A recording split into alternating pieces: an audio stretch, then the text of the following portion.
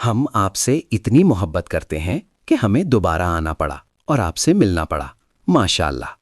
تو کیا میں کہوں میرے پیارے بچوں یا کہوں میرے بھائیوں اور بہنوں؟ آپ کیا پسند کرتے ہو؟ ماشاء اللہ، میرا خیال ہے ہم بھائیوں اور بہنوں کہیں، کیونکہ جب آپ بڑے ہو جاؤ گے انشاءاللہ آپ اس بات کو سمجھو گے اور شاید ایک دن اپنے بچوں کو بھی دکھاؤ گے کہ آپ اس خوبصورت ٹارچ بیئرز ایونٹ میں دبئی میں موجود تھے۔ اللہ تعالیٰ آپ سے، ہم سے اور تمام منظمین سے اس کام کو قبول فرمائے، آمین۔ کیا آپ جانتے ہو کہ ہم ایسے ایونٹس کیوں رکھتے ہیں؟ اس لیے کیونکہ ہمیں آپ کی اور پوری دنیا کی بہتری کی فکر ہے۔ لوگوں کی بہت سی کیٹیگریز ہوتی ہیں، ان میں سے ایک یوتھ ہے، اور یوتھ میں اسکول اور کالج جانے والے لوگ شامل ہیں۔ ہمارے لیے ضروری ہے کہ ہم آپ سے کنیکٹ کریں اور آپ کی مدد کریں تاکہ آپ فوکس کر سکیں۔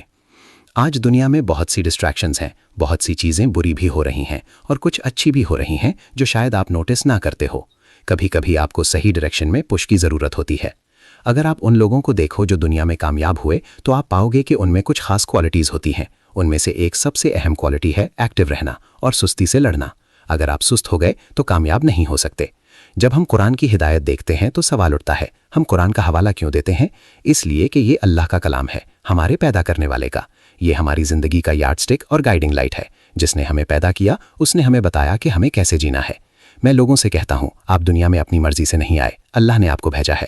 کچھ جگہ دنیا میں بہت دکھ ہے، اتنا کہ لوگ کہتے ہیں کاش ہم پیدا ہی نہ ہوتے، لیکن آپ یہاں ہو اور آپ کو زندگی کا سامنا کرنا ہوگا اور اپنی بہترین کوشش کرنی ہوگی۔ اللہ نے قرآن میں انبیاء کے قصے سنائے ہیں، ہر قصے میں سبق ہے۔ اللہ فرماتا ہے کہ ان کی کہانیوں میں عقل والوں کے لیے نصیحت ہے۔ آج ٹیکنالوجی بہت آگے بڑھ چکی ہے۔ جب ہم چھوٹے تھے نہ موبائل تھے نہ لیپ ٹاپس، اسکول میں ہیڈ ماسٹر چلاتا تھا اور کبھی کبھی مار بھی پڑتی تھی۔ آج بچوں کی حفاظت کے لیے بہتر اور مؤثر طریقے استعمال کیے جاتے ہیں۔ سوچو اگر سزا کے طور پر کوئی آپ سے کہے اپنا فون ایک ہفتے کے لیے دے دو، کیا آپ دو گے؟ سچ بولو۔ لیکن سچ یہ ہے اگر ہم سست ہوتے تو آج صبح یہاں نہ ہوتے۔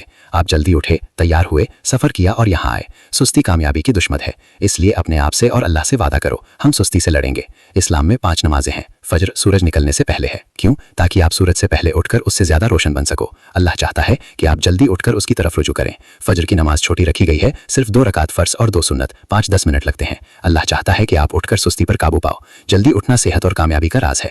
جب آپ صبح اٹھتے ہو تو پہلے الفاظ ہونے چاہیے، الحمدللہ، اللہ کا شکر کہ اس نے مجھے موت جیسی نیند کے بعد زندہ کیا۔ دن کی شروعات اللہ کی حمد سے کرو، پھر پورا دن اللہ کی ہوش مندی کے ساتھ گزارو۔ اسکول میں آپ دیکھتے ہو کچھ بچے گندی زبان استعمال کرتے ہیں، یہ ان کی پرورش دکھاتا ہے، اور کچھ بچے ایسے ہوتے ہیں جنہوں نے کبھی گالی نہیں سنی ہوتی۔ ہمیں اپنی زبان کو کنٹرول کرنا ہے۔ اگر غلطی ہو جائے فوراً توبہ کرو، یا اللہ مجھ سے غلطی ہو گئی، مجھے معاف فرما۔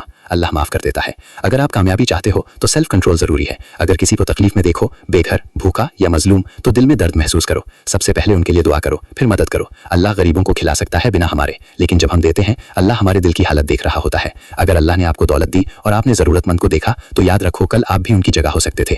نبی کریم صلی اللہ علیہ وسلم نے فرمایا، خرچ کرو اللہ تم پر خرچ کرے گا۔ زندگی اپنی حیثیت کے مطابق گزارو، برانڈ اور شو آف زندگی کا مقصد نہیں۔ اگر مہنگی چیز افورڈ کر سکتے ہو تو ٹھیک، ورنہ ضرورت کے مطابق چیز بھی کافی ہے۔ امیر ہو تو تکبر نہ کرو، غریب ہو تو شکر کرو۔ سب سے بڑی دولت کنٹینٹمنٹ۔ ایک اور ضروری کوالٹی سچائی اور امانت داری۔ نبی کریم صلی اللہ علیہ وسلم کو جوانی میں ہی لوگ الامین کہتے تھے، سچا اور امانت دار۔ لوگ آپ کے بارے میں کیا کہتے ہیں؟ کیا یہ سچ بولتا ہے یا کہتے ہیں اس پر بھروسہ مت کرو؟ یہی فیصلہ کرے گا کہ آپ زندگی میں کتنے کامیاب ہوں گے۔ اللہ ہمیں ڈسپلنڈ، سچا اور رحمت والا انسان بنائے، آمین۔